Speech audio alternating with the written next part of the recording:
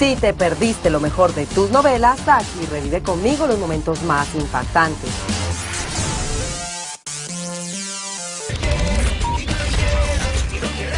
En Silvana sin lana, Antonio José cae preso cuando va a ver a Lupita en su primera comunión. Señor, queda usted bajo arresto. El señor la acompaña. No, señor, por favor. Cuida a tus hermanas o tu mamá, por Silvana. No puede ser tan insensible. En Sin Senos y Hay Paraíso, el intento de asesinar a la diabla es la excusa perfecta para que ella finja su muerte.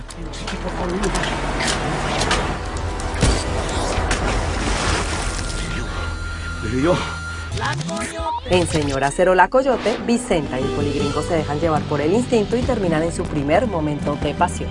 ¿A poco no te mueres de ganas que hagamos el amor?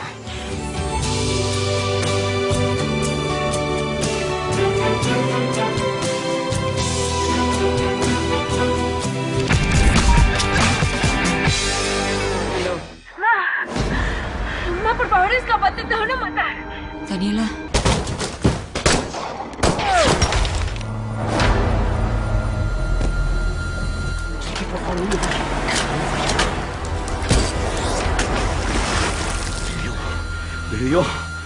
La paciente